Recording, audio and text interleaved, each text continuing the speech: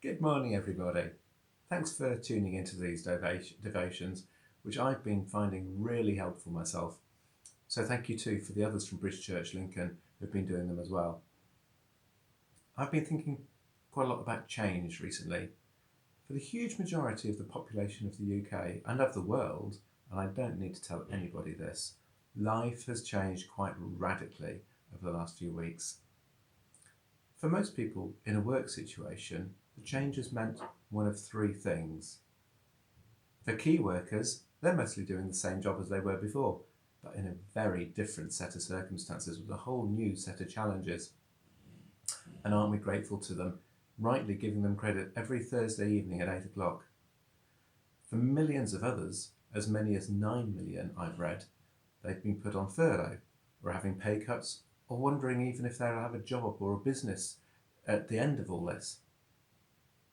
Now, I feel incredibly blessed to be in the third category, where my job is carrying on, rather relentlessly actually, and it's still needed, but not as a key worker role. But it has still changed. What I'm doing is mostly the same as before, now we've reached the new normal. But I've been working from home for the last 4 weeks, which I don't usually do. With meetings now being done on Zoom or Microsoft Teams, office chats about this or that bit of business being done on WhatsApp video or even old traditional phone calls. And one day last week, I did a webinar to all my teams instead of a normal face-to-face staff briefing.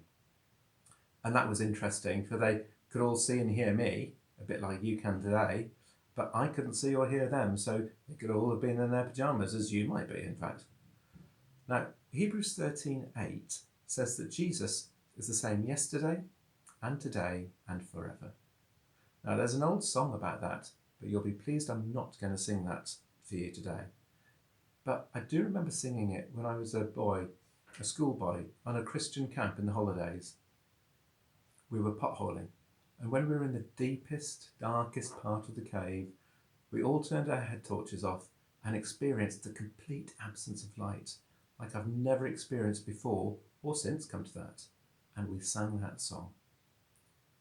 We've recently celebrated Easter, which Christians believe was the most significant event in history, as it allows us to celebrate the death and resurrection of Jesus, and through that receive complete forgiveness of our sins, the things that we've done to offend God, and experience God's presence, like bringing a light, a head torch, into the darkness of that cave. But even though Jesus died and rose again, he didn't change. God's love for us didn't change.